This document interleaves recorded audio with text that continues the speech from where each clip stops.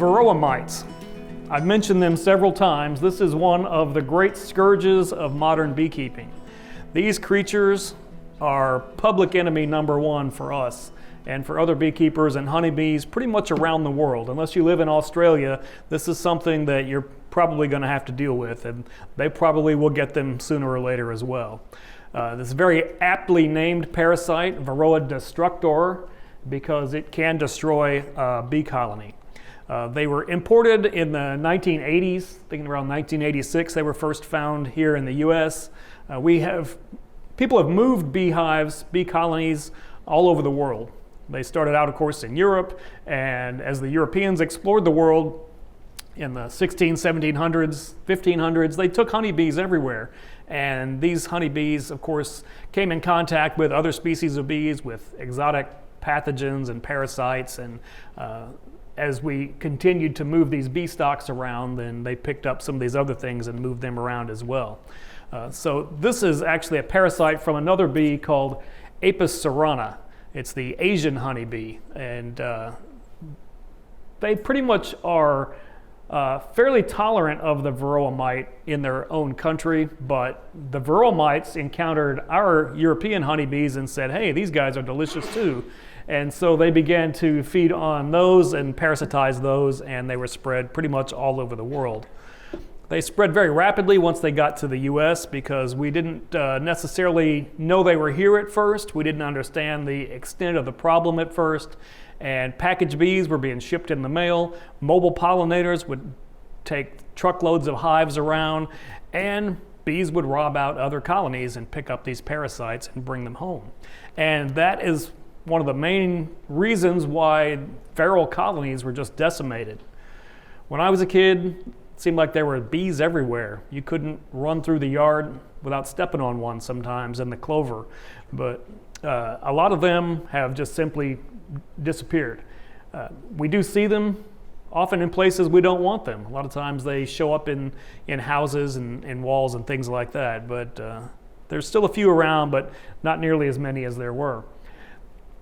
These mites also increase the cost of managing bees.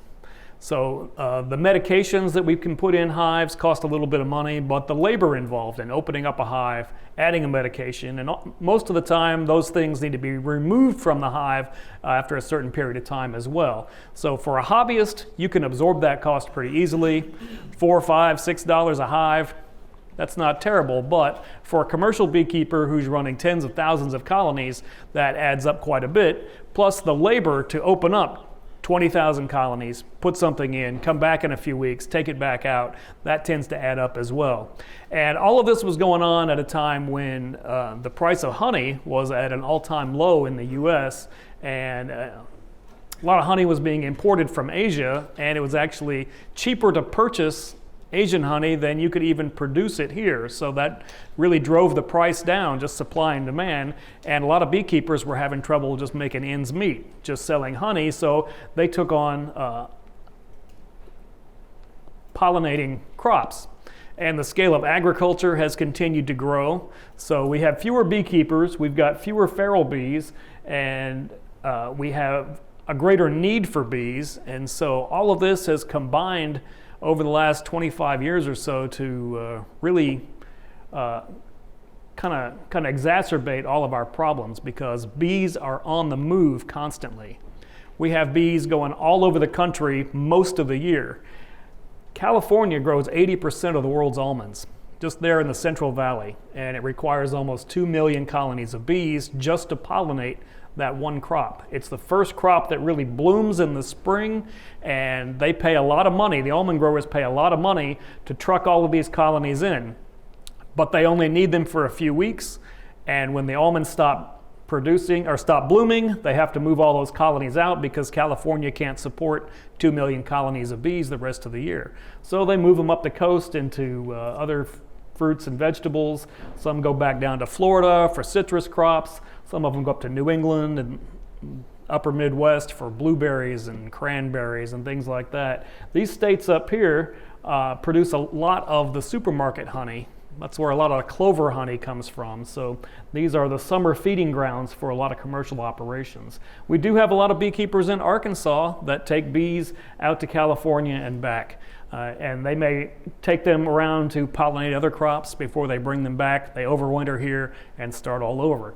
But in doing this, we concentrate so many bees in one part of the country.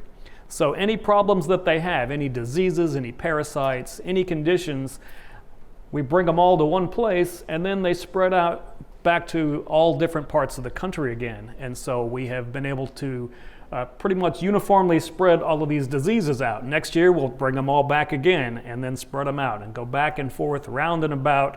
And so we have been able to universally distribute a lot of these things.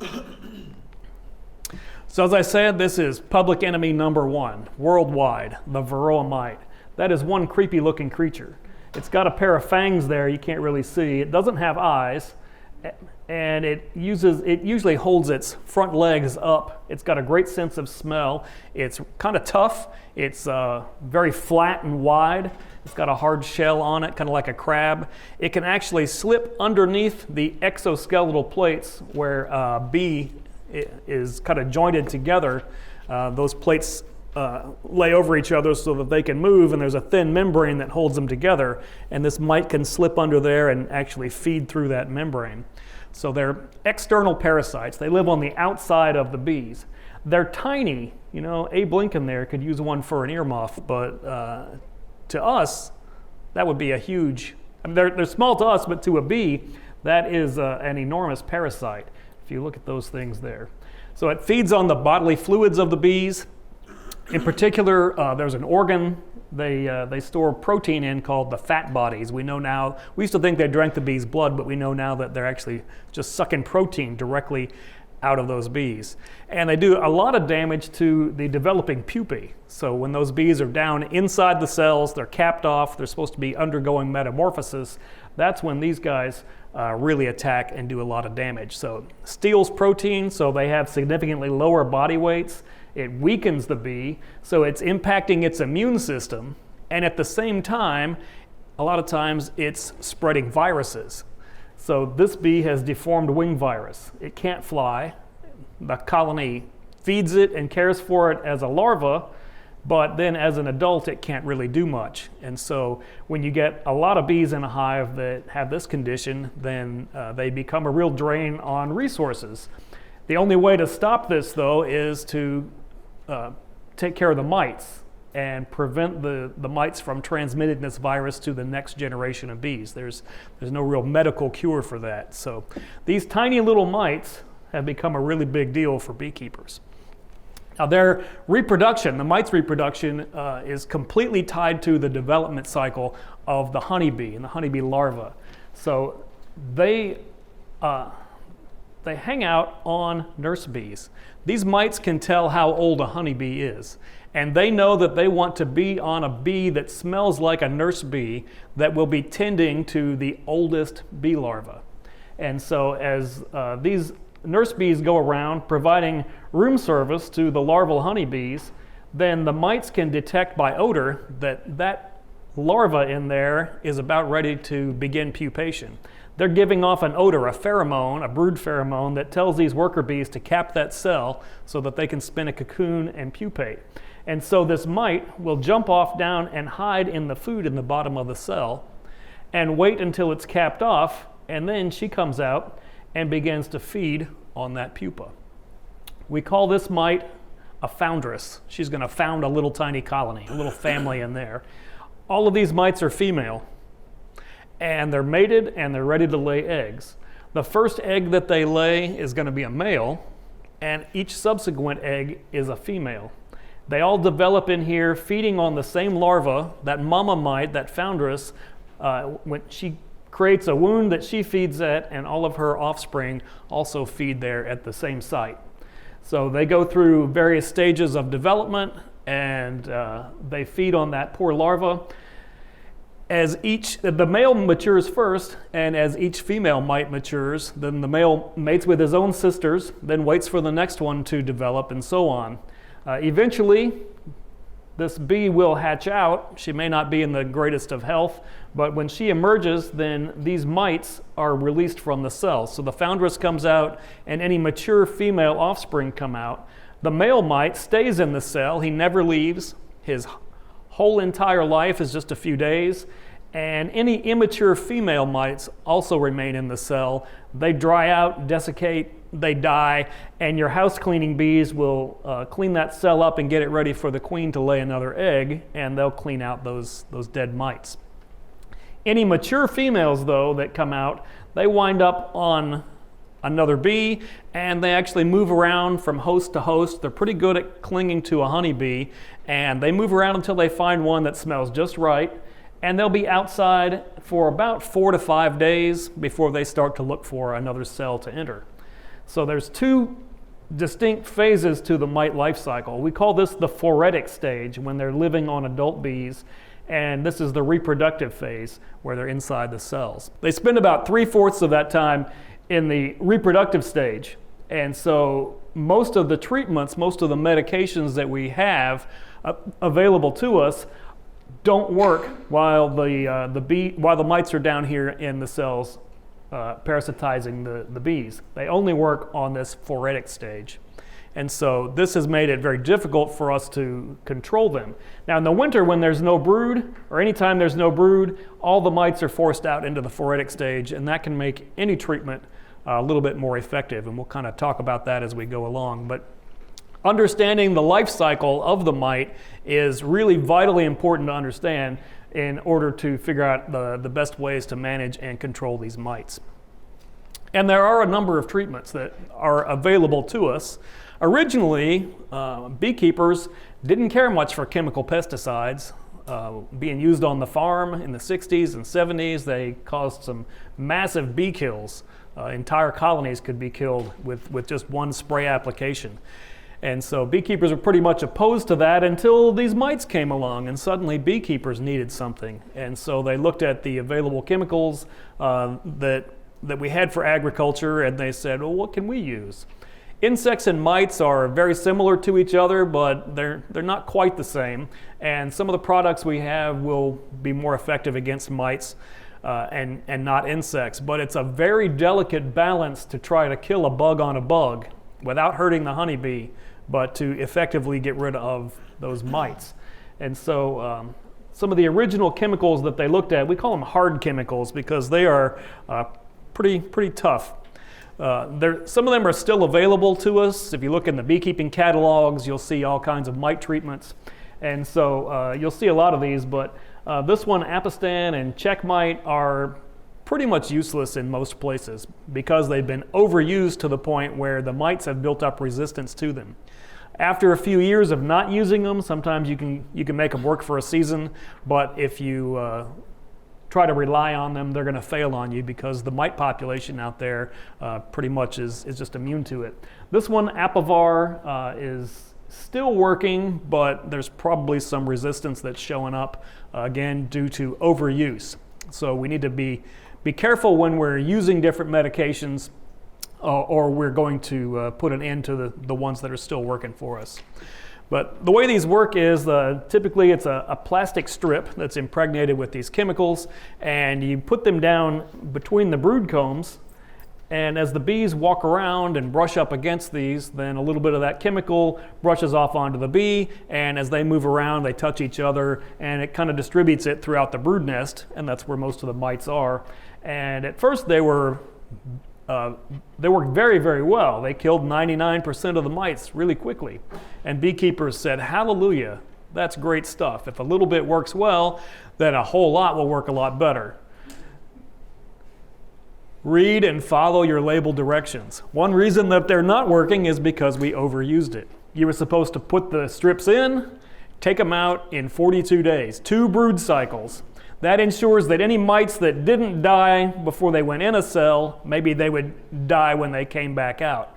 But the longer these strips are in there, then the less material is on them, and so when there's a very low dose in the hive, it doesn't kill them, but it helps to speed up their developing immunity to it. Also, it turns out that a lot of these products are lipophilic. They bind to lipids. That's fats, waxes, oils, and beeswax absorbs all kinds of chemicals. So every time you put a dose in your hive, a little bit of it soaks into the beeswax. And people were encouraged to use these treatments twice a year. And so this starts to build up in the beeswax. Where are your mites born? Right there on the beeswax, right up against this chemical matrix. Where are your bees born? Right there against that contaminated wax. And of course your worker bees are short-lived, but your queen spends her whole entire life, several years, walking around on this contaminated beeswax. So the mites built up resistance pretty quickly, but it began to have an effect on bees.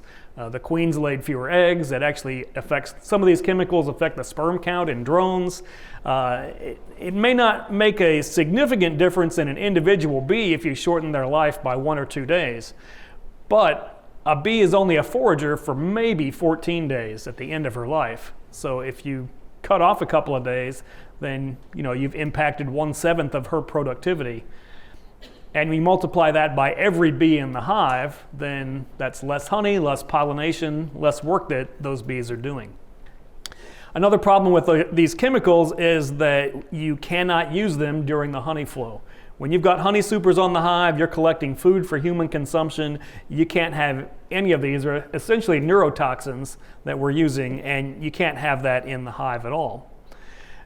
So because of all the problems associated with some of these chemicals, people have tried to move into what we would consider soft chemicals or green chemicals. These are typically naturally occurring compounds, usually isolated from plants, things that nature has produced and we can utilize. Of course, we concentrate them to levels that you would probably not find in nature, but we found some that can be very effective against mites. Some of these are organic acids. One of them is isolated from the hops plant, which is what they use to flavor beer. This is a product called HopGuard. You'll see it advertised for sale against Varroa mites. And it's got a cardboard strip that's covered in this goo. It's kind of like molasses. It's really sticky. You don't want to handle it with bare hands. It'll stain your fingers. But you put it down over the brood combs, and it dries out within about a week. And then the bees will just chew it up and carry out the cardboard strips in as little pieces of confetti, because bees don't like paper in the hive.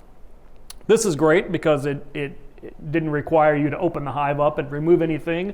Also, you can use this stuff during the honey flow. It's all food grade ingredients. As long as you don't put it in the honey super, you keep it down in the brood nest. So this was hailed as a great victory for us, but it doesn't really work in Arkansas. Y'all are all about there writing all these things down. Yeah, the problem is that it only works really well when there's no brood present. And Arkansas does not have a long broodless period. So if you lived in a northern state, if you want to move to Wisconsin where there's snow on the ground for months, your bees are going to be broodless for a long period of time. Northern beekeepers can use this kind of stuff as a winter cleanup, and they can really get rid of a lot of mites, but it's not going to work very effectively when you have a lot of brood, because mites are just constantly emerging from the colony. So you would have to just use it and use it and use it. So the reason I'm telling you about it is so that you'll see, when you see it in a beekeeping catalog, a supplier has it, you'll know that's probably something you might want to skip. Another organic acid that we can use is called formic acid. And it comes in different formulations. It comes in a prepackaged dose, and it's kind of tied up in this waxy matrix. But you open the package, you lay it down right on top of the brood frames in your colony, and then you put the colony back together, you close it up, and it just evaporates and it fumigates the hive. It vaporizes in there, and it is very temperature sensitive. So if it's too cool, this stuff does not evaporate very rapidly, and it doesn't kill any mites. If it's too warm, then it evaporates too quickly, and you can actually burn all your brood. It is an acid, and you can kill your queen. You can cause a lot of problems. So you have to use it between a certain temperature range that is explained on the package. You put in one strip, I think, and 2 weeks later, you come back and put in a second dose. So again, read and follow all the directions, because they change them sometimes. Your bees do not like the smell of this stuff. They go down to the entrance and they're fanning their wings and they're getting rid of it, and a lot of them are standing outside going, oh, that's awful stuff. But in the process of fanning it all around, they're actually moving all that gas around, and it's helping to get rid of a lot of mites. The nice thing about the formic acid is that it's the only material that we've got at our disposal that can actually penetrate the cap brood. It goes right through the cappings and can kill mites inside those sealed cells. None of the other products do that. So this one works on reproducing mites as well as the phoretic mites. It's also safe to use during the honey flow. Formic acid is a natural component of honey at a very low level. Part of what gives honey that little tang is that it's got some acids in it. And when you put this product in your hive, it will elevate the level of formic acid in your honey, but after a couple weeks it dissipates back out to its natural level. This is also an organic acid. It's approved for organic production. So if you've got an organic farm or you're providing bees to an organic fruit producer, then this is a product that you could use that would be safe under their guidelines. But just because something is labeled organic does not mean it's necessarily soft and gentle. The label on this says it is a caustic acid. Do not get it on your skin. Do not breathe the fumes. Get it in your eye and you'll never see anything again. So this is not kid stuff. If you don't have a vapor respirator and chemical gloves, don't mess with this stuff. But if you're comfortable handling all that, then this is one of the most effective tools that we have because it can get those reproducing mites as well. But you got to use it during just the right season. And in Arkansas, when the mites are at their highest level, it's usually way too hot to be able to use this stuff. So you can use it in the spring, you can use it in the fall, but you have to really pay attention or you can do a lot of damage to your bees. Another acid that we have is oxalic acid, which is not quite so temperamental. This is a naturally occurring compound. It's in all kinds of green vegetables and plants. This is the reason your children don't like to eat broccoli and spinach. It's full of oxalic acid. It's poisonous. This is the plant's way of saying, don't eat me, I taste bad. And what do? Finish your vegetables, right? So we're making our kids finish that poisonous broccoli. This is wood sorrel. You've probably seen it outside, never paid much attention to it. Scientific name, oxalis. So it's full of oxalic acid. That's its defense against herbivores. There's a couple of ways you can apply this to a beehive. You can trickle it over your bees in a sugar syrup, or you can vaporize it with heat, which is the more popular way to do it here. If you do mix it with sugar syrup, you need to mix it very precisely. If you mix it too strong, you're going to burn your bees. If you mix it too weak, you're not going to do anything except make them sticky. But about 35 grams of oxalic acid and a liter of 1-to-1 sugar syrup. This is enough to treat 15 colonies. And you say, oh, I've only got 3 colonies, I'll just divide that by 5. It's going to be really hard for you to mix up accurately anything smaller than this recipe. So you will either make it too strong or too weak. And don't try to save it because it starts to break down almost immediately. So don't put it in the fridge and say, I'll use it later. Share it with somebody or just toss it out. Sugar's pretty cheap. And oxalic acid is pretty cheap too. But you get a syringe and you just kind of go along and you squirt 1 teaspoon, 5 milliliters into each bee space. So you just kind of soak the bees that are in there. Don't apply it to the same colony more than once a year because you can really burn those bees. Of course, your workers don't live that long, but you don't want to continuously apply this stuff to your queen bee. She's going to be in there for a while. And again, this is mostly effective when it's broodless, so northern beekeepers might like this technique, but in the south, the syrup dribble is really not recommended. The other way to do it is to vaporize it with heat, and there's all kinds of tools that you can find that are used to apply this, and some of these little devices are expensive. They're 60, 80, 100 bucks. Some of them are up to $300 or $400. But once you have that, depending on how many colonies you need to do, the oxalic acid is pretty cheap. It's like a nickel's worth of material. If you got a screen floor, you need to seal that up and give them a nice blast of smoke, kind of drive the bees back away from the entrance.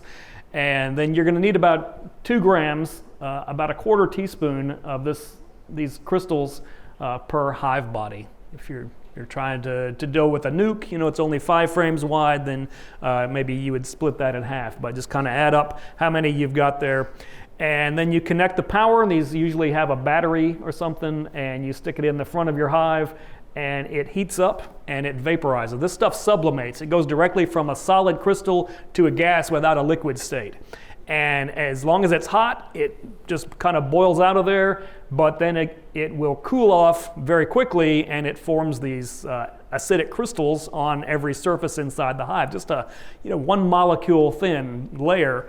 It's enough to affect mites, but it doesn't really seem to hurt the bees. But it will really hurt a beekeeper. If you breathe this stuff in, you're going to do some serious damage to your lungs. You don't want to get that stuff in your eyes. You don't want to get this stuff on your skin. So follow the directions according to whatever manufacturer you get.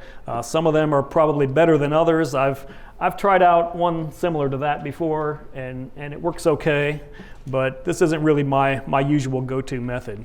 This is another one that works when the hives are broodless. If your hive has brood, you're going to have to repeat this again and again. And some people do it once a week, some people do it every 2 weeks.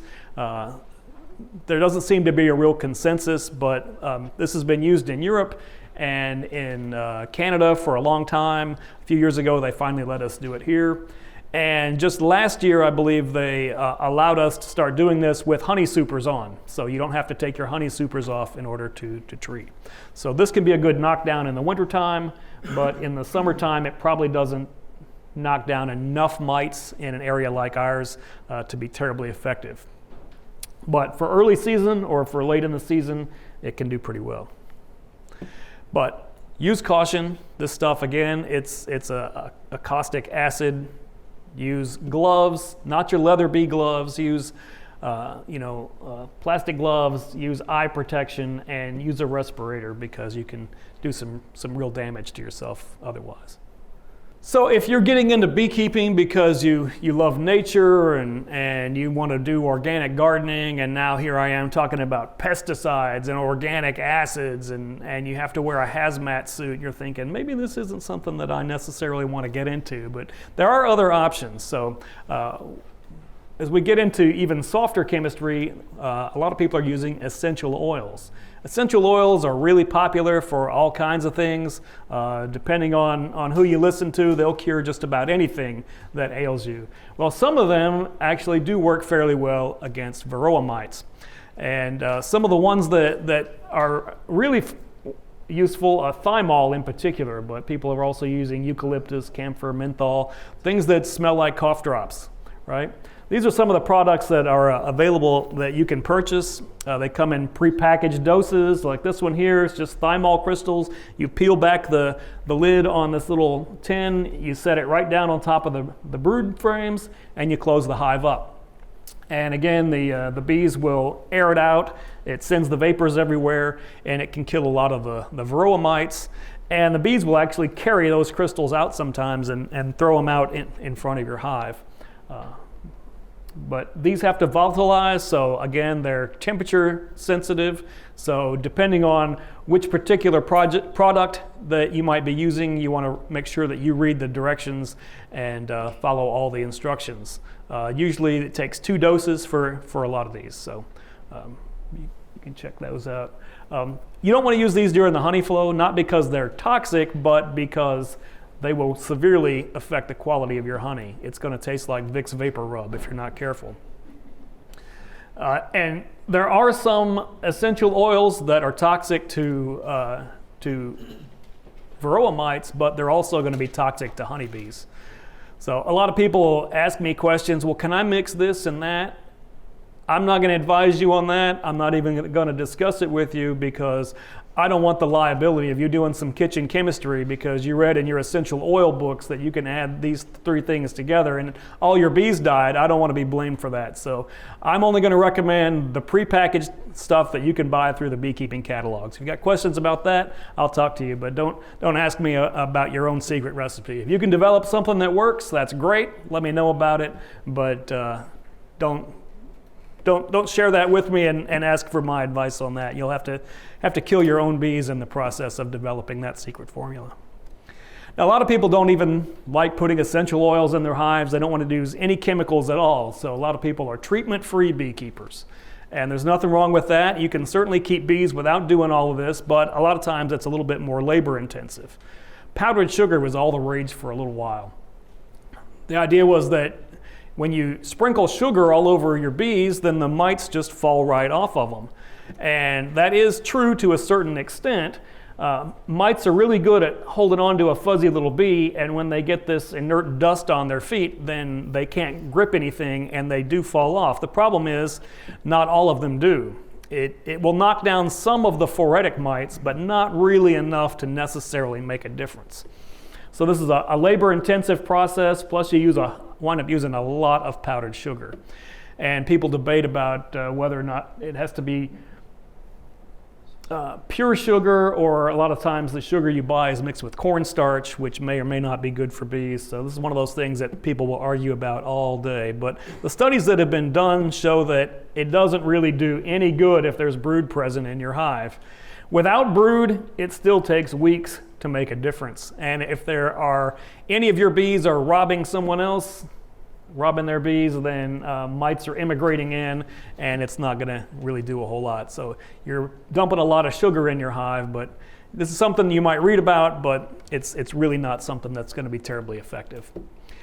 This is why I would encourage you to count mites. We'll talk about this in a little bit, how to count mites. 1 mite, 2 mite, 3 mites. Count your mites before and after any treatment. And that way you can tell whether or not what you have done has made any difference at all. If you're going to use powdered sugar, then you should probably be using screen bottom boards, because otherwise you're just going to wind up with a big cake of sugar in the bottom of your hive, which is going to attract a lot of ants and other things.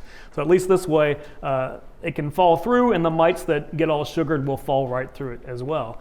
But it turns out that a screen bottom board by itself is pretty much just as effective as using it with sugar. A screen bottom board, these came out a few years back, and because a lot of times mites do just simply fall right off the bees. Not a lot, but some of them do. And you can actually put a sticky card underneath. A lot of times there'll be an insert that slides in, and you can coat it with anything oily and greasy, spray it down with some non-stick spray from your kitchen, and slide it in, and as the mites fall, they get stuck. And you can use that to kind of evaluate whether or not your mite population is growing, or you can use that when you are treating your bees with something else. You can see if there's an initial knockdown. Like if you slide that in and you treat your bees with something, and then you find 10,000 mites have fallen on that board, then whatever product you just used is mighty effective. So that might be something that you want to use again. Or you go and treat your hive with something that you paid good money for, and it only knocked down 2 mites. Well, maybe you didn't use it right, or maybe what you were using wasn't terribly effective, or maybe that colony just didn't have any mites. So you've got to kind of figure those things out. But it's not a silver bullet. It's not going to get rid of all of your mites. It does get rid of some of them. I think it slows the population growth in the spring, but by the end of the summer, they pretty much catch up. You can invest in mite-resistant queen stock. These are bees that are being bred to be resistant to mites, and there's a number of different ones that are on the market. You'll see if you read the American Bee Journal, other magazines, and you'll find advertisements online for everybody selling mite-resistant queens, such as the Varroa sensitive hygienic, or the VSH bees. These are able to tell that under that cap, that poor little larva is being attacked by Varroa mites. So the bees actually open the cell up, and sometimes they will pull the larva out and kill the larva, which is unfortunate for that little bee, but they interrupt the mite laying eggs, and they can get rid of some of the mites, and over time the number of mites in the hive goes down. A lot of people are keeping what we call Russian bees. These bees are good at grooming mites off of themselves and others. So if they encounter another bee with a mite on it, they'll grab it and they'll get rid of it. And there's some others called ankle biters. Look at this little clip here. He's got a mite on the end of those forceps. Look at that bee go. If we could train all of our bees to do that. They call them ankle biters because they actually literally bite the legs off the mites. They bite them in half, and if you look at the debris on your bottom board down there, you'll find little bits and pieces of mites. You got to look awful close, but you could see it. So people always ask me, well, why don't we just breed all of these characteristics into one super bee? And that's a great idea. We should do that. But bee breeding is very complicated because your queen flies way far away from your hive to mate and come back. So you might invest in some really top-notch queens with fancy genetics, and then as soon as your hive gets crowded, she swarms and leaves, and one of her daughters has half of her genes and the other half is whatever drones your neighbors have.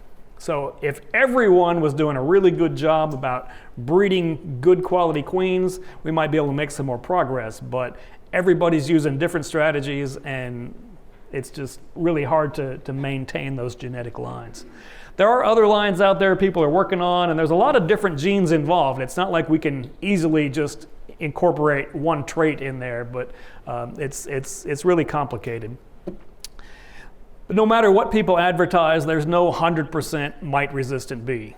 You can try, you can get some that are pretty good, but you have to just constantly try to maintain those genetics because all it takes is one stray drone from that beekeeper down the street who's not minding his business, and then you get a whole generation that kind of lose some of that resistance. And speaking of drones, you can use drones to help you get rid of mites. I believe I told you in our first lesson that honeybees, the drones spend an extra 3 days in that pupal stage compared to the worker bees. And the mites can tell the difference between the smell of drone brood and worker brood, and if they have a choice, that Varroa mite will always go into a cell with the drone brood because she can have more babies on average if she inhabits the drone brood cells. So you can trap mites in the drone brood. And you do this by providing them with extra drone cells. You can buy these drone combs. They're usually green, so you can tell them apart really easily. They may be one whole frame, it's all one piece of plastic, or you can buy just foundation, but the cells are larger in diameter than the worker-sized cells. And when the workers draw them out, they're only going to be drone-sized cells on this frame. And the queen, when she comes along to this frame, she will only lay unfertilized eggs or drones in those cells, and then she'll move on. So you can drop one of these into your brood nest, let them draw it out, wait until the cells get capped off. How many drone cells are capped off there? A bunch. I counted them. There's 843. Doesn't look like much, but there actually are. So this little Varroa mite produces an average of 2.2 female offspring in each drone cell. If she gets in worker cells, she only produces about 1.5. So on average, she's going to have one extra baby just about. So you multiply that by 843 times 3.2, because the foundress comes out with her 2.2 daughters. That means that if every one of those contained a mite, that's 2,689 mites just on that side of the frame. The other side of the frame has probably also got a lot of sealed brood. So if you drop one of these green drone combs into your hive, you might be actually manufacturing mites that wouldn't have been there otherwise. But if you stay after it, the idea is that you wait until they're sealed up, you take that frame out, put it in the freezer overnight, and it kills all the mites. It also kills all the drones. But they're kind of expendable. Then you put it back in, you let it thaw out, drop it back in, or some people will have two of them, so you pull one out, you got another one to put right back in, and then you freeze that one, and when you're ready, you alternate them every couple of weeks. But you've got to do it before these drones start emerging. But if you keep on top of it on a regular basis, you can get rid of thousands of mites with no chemicals, no fuss, no muss. You put it back in there, the workers look at it and they say, there's a bunch of dead guys inside this comb. That's disgusting. And they'll open up each one of those cells and they'll pull the dead drone out, get rid of the dead mites. They'll clean it up and get it ready. And when the queen comes back along, she says, oh, look at that, a bunch of drone cells. And she'll start filling them up with drones again. So You can do it right, or don't do it at all, because if you forget, and a lot of times I'm in other people's hives, they want to show me various things, they want me to look, and there'll be one of those plastic drone combs right there in the middle, and it's got honey in the top, and it's full of drones, and in all stages of development. So people put them in with the best intentions and then forget about them. So you got to stay on top of it, or you're making matters worse. You can also put a shallow frame into a deep box. They'll draw a comb on the bottom, usually drone comb if they don't have enough, and you can come along periodically and scrape it off and put it back in. That's one way to do it. And you can just throw that into your solar wax melter, and all the beeswax is nice and new. It'll just drain right off, and all the crud is left behind, all the cocoons and the dead drones. So you could do that if you wanted to. So there's lots of different ways to approach getting rid of Varroa mites. But which one is best? Well, that depends on who you ask, because everybody's going to have two different opinions. And these are the kind of things that beekeepers will argue about incessantly. But the Bee Informed Partnership is a national organization based out of the University of Maryland that does a lot of research on honeybees, trying to really get down to the best tactics that we can use against Varroa and diseases and things like that. And so they put out a survey every year, and you guys can participate if you've got bees, and you can answer a few questions. And some of the things they ask are, did you treat for mites? If you did, what did you use? And how successful were you? And they don't tell you what to do, but they'll summarize what everybody has done, and they'll give it back to you.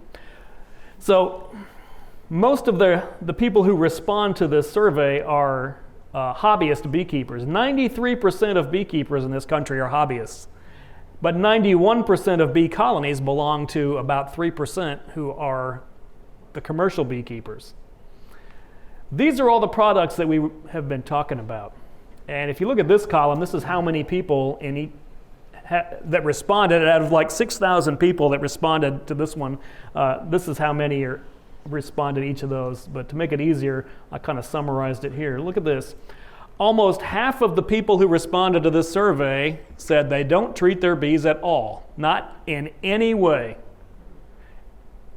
This number down here at the bottom, this is percent loss. Who's losing the most bees? The people who aren't treating.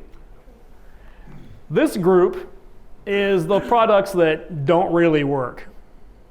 And not very many people are using them. Powdered sugar. 0.2% of the people. 11 people out of 6,000 are using powdered sugar. Some people are losing 70% of their bees, some are not. But these are probably people that have 2 colonies. So they lost one, well, that's a 50% loss. So that's why these error bars, that's what these are, statistical people like those. But that's why you have all these long error bars, because there's not many people in this group. But this group up here, about half of the people who are treating are using these. Well, most of the people who are treating are using these 4 products up here. So if you want to keep your bees alive, then something up on this end of the scale is probably what you want to go for. So Amitraz is not temperature sensitive. So maybe you don't like the idea of putting a chemical strip inside your hive, but it's Arkansas and it's 100 degrees. You really can't use some of these other ones. And maybe you don't have one of these little appliances that you can use the oxalic acid with, then that would be something that you could use. It's also good in the wintertime because you can use it when it's really cold outside. But these are the most popular, and they do a reasonable good job. So what I would suggest is that each time you do any kind of treatment on your hive, if you decide that you want to treat and you don't want to be in this group, then what you need to do is alternate what's called mode of action. This is important for anybody who uses any kind of pesticides, whether you're growing corn or soybeans or cotton or rice or whatever. Every time you treat, use something different than you treated last time. Because if you rely on the same chemical again and again and again, then the pests get used to it. So use one this time, next time use something different. Their biology can't handle switching it up. And then next time you can go back to the first one. So if you've got your favorite 2, then you can continue going back and forth. But a lot of people still don't want to treat. So are treatments necessary? Well, not necessarily. You want to be an all-natural beekeeper, you can do that. But there's not really anything natural about keeping bees in a square box on the ground. If you want to be a natural beekeeper, then you should let the bees live up in the trees and go and steal a couple of honeycombs from them every year. But you wouldn't let this happen to your dog, would you? If your dog came home with ticks the size of cheeseburgers, would you just pat her on the head and say, "Good girl, who's a good girl? All right, go about your way." But people don't think anything about letting their honeybees have the same problem. Proportionately in size, that's what those are to a poor honeybee. Maybe you're not a dog person, but how would you like it? If you look at the population dynamics inside of a beehive, we start out coming out of winter, January, you got a low population, and then as the flowers start to bloom here, February, March, April, that population increases exponentially. That's what's going on right now. And then we kind of reach our peak around the middle of June or so here in Arkansas. This is the honey flow, and then when there's no more flowers, the queen is getting a less rich diet. She lays fewer eggs, and so she's still laying, but not as many, but then the population just starts to decline a little bit. Well, the mites follow a very similar population curve, but they have to lag behind because mites can't reproduce until they can find live bee brood. And so once there's a lot of brood in the hive, then the mite population starts to take off, and they reach their peak later in the summer. Now there's still going to be brood here, so there's still plenty of places for those mites to lay eggs, but here in the middle of summer, maybe our mite population is about 6%. We talk about it in terms of mites per 100 bees sometimes. So that's a 6% infestation. That's survivable for your bees. That's not great, but it's not terrible. We like to keep it below 3 if we can. But as the bee population goes down and the mite population is still going up, here towards the end of the summer, early fall, 35 mites per 100 bees. 1 out of every 3 bees in this hive is being parasitized by a Varroa mite at the most vulnerable part of their life cycle, in that pupal stage when they're supposed to be growing their wings and their antennae and all their other important bee parts. Also, we're going into winter soon, so fall is very important. In order to produce wintering bees that survive the winter really well, those bees have to make it all the way through the winter and then raise spring bees in January and February before there's any flowers. So they have to store a lot of protein inside their bodies, in the fat bodies, here in the fall while they still can.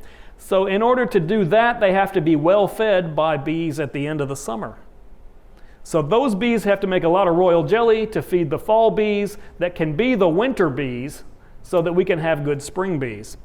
But if you wait and wait and wait and you don't treat your bees, then you've got sick bees in the fall that produce poor winter bees, and it promotes poor surviving winter colonies.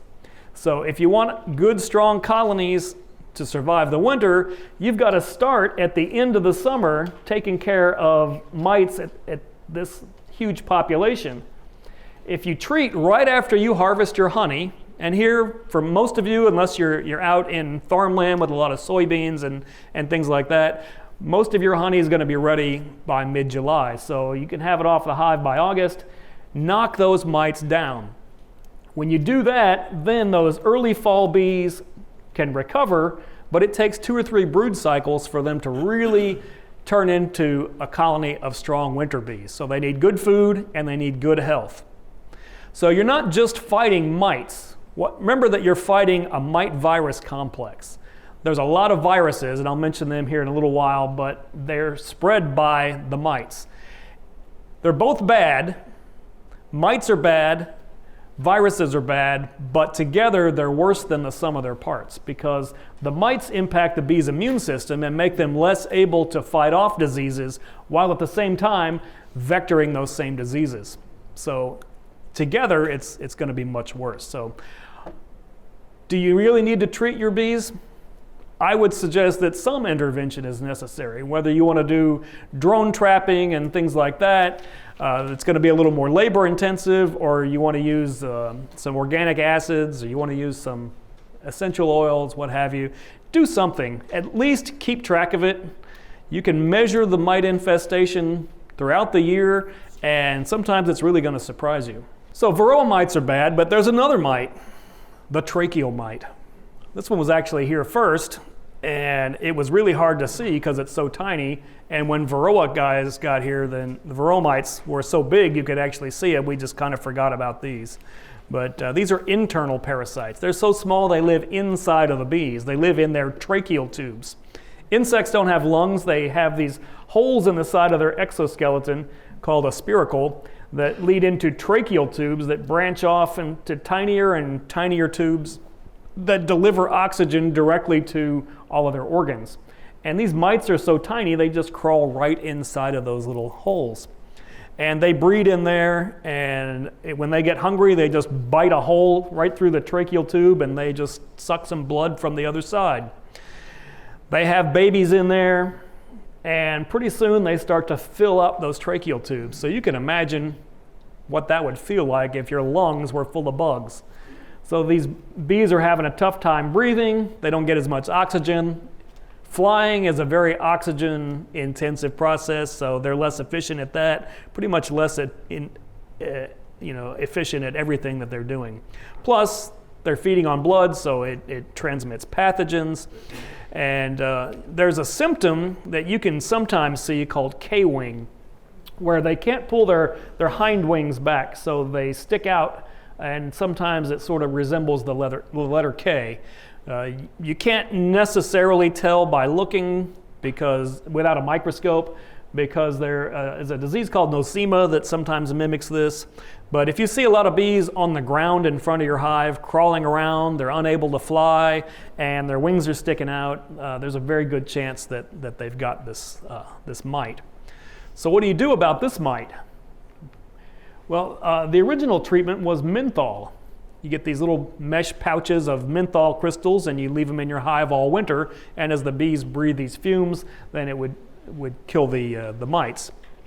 But if you're using some of the other essential oil treatments, the bees are breathing these fumes in, and they tend to work against the tracheal mites as well. Formic acid probably does too, because the bees are breathing that in, but oxalic acid will not, because it's not in that vapor state for very long.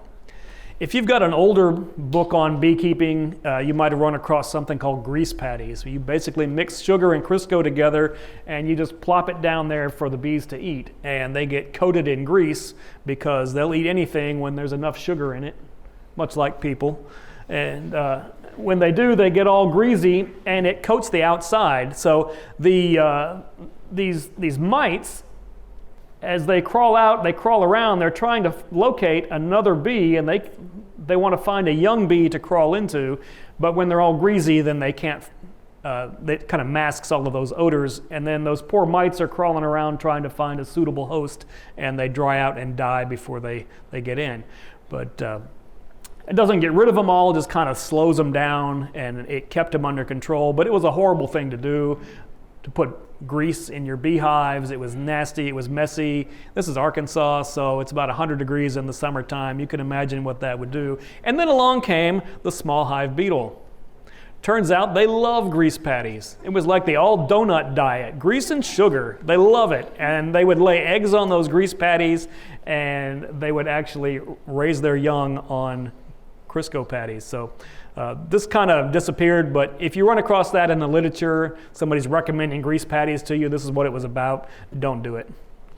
Genetic resistance is probably our best friend for tracheal mites, because we forgot about them, we lost a lot of bee colonies, and we probably forced them to develop resistance. But this fellow is Brother Adam. You may have heard his name before. He was probably one of the best bee breeders the world has ever known. But in 1915, all of the honeybees in England were dying out. At first, nobody could figure out why, and this guy was a monk at a place called Buckfast Abbey, and he had a few surviving colonies, and he traveled all over Europe and Africa gathering other strains of bees, and he started this complex breeding program and produced the Buckfast bee, which was really good at overwintering in the cold moors where he lived, and they were resistant to tracheal mites, produced lots of honey, and were super gentle to work with. It was considered kind of to be the perfect bee, and you could get them here for a long time. You sent them all over the world, but they are very difficult to get anymore. They still breed them in Canada, and there was a place in Texas that was breeding them, and they still sell them as buckfast bees, but they also have Africanized bees in Texas, and I'm not gonna take that risk and accidentally bring any of those genetics up here, and I would hope that nobody else would either.